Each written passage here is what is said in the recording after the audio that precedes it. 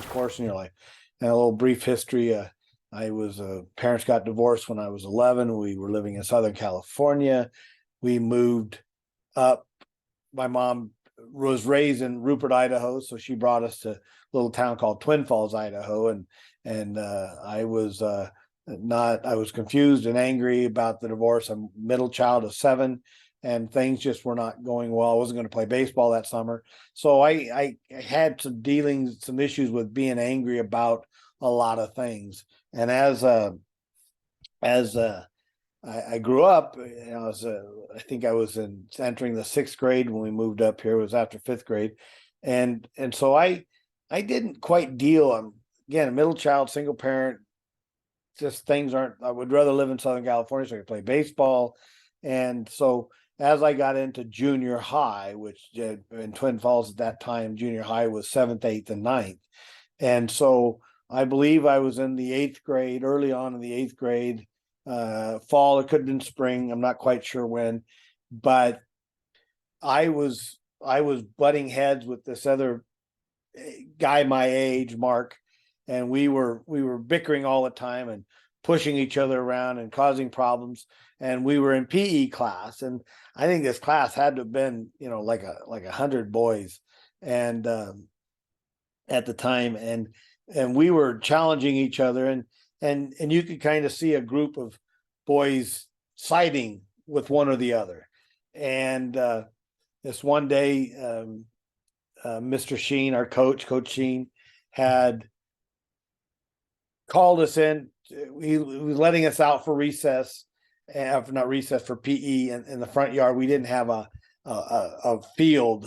We were in the middle of a city block, and we had an asphalt parking lot that had stripes for like kickball and things like that, but out front was the only grass field we had. And if we were playing like flag football or something, that was the only place to do it.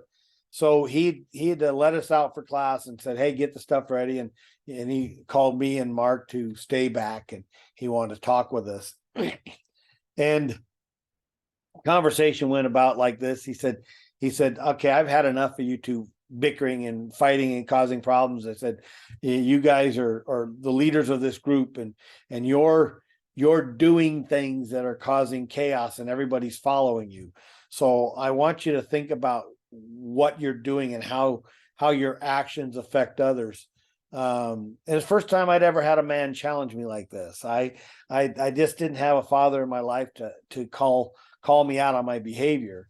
My mom, she just was too busy with the rest of us and trying to provide, that she didn't really have time to do this kind of stuff. So Mr. Sheen called us aside. And he said, "Now you can go down a path of right or wrong, and whatever you do, whatever path you choose, there's going to be those that follow. You're going to take some kids along with you, and they're going to do what you do. So if you choose the right path, you're going to take some kids that'll follow you. If you take the wrong path, they're going to follow you there. And that's on your head, your shoulders. I know it's a big burden. It's an obligation.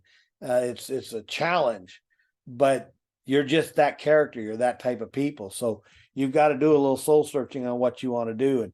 And this lesson here, I chose to go down the right path. I believe I did. I chose to keep my nose clean and stay above the fray and stay out of trouble for the most part. I'm not a saint. I'm not perfect at that point.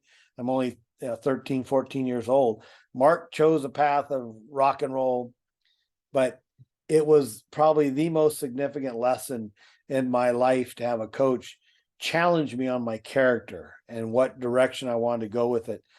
He wanted to make sure that we knew there were going to be consequences for our behavior, and not just for us, but we were going to lead others down that same path. They were going to go, we went down a rabbit hole, they were going to follow because they looked up to us. And I really didn't think of myself as a leader that way, but it did make me pay attention. And I did notice that I did have people emulating me or following me. And so I had to clean up my act. I had to straighten up my behavior and do what was right for those that came before me. So there have been many other lessons I've learned, but this is probably one of the most important ones at that stage in my life, that I needed to hear, or I probably would have ended up in jail, druggy or something else. But a guy called me on my behavior, and I was glad he did. So God bless, and I hope that helps.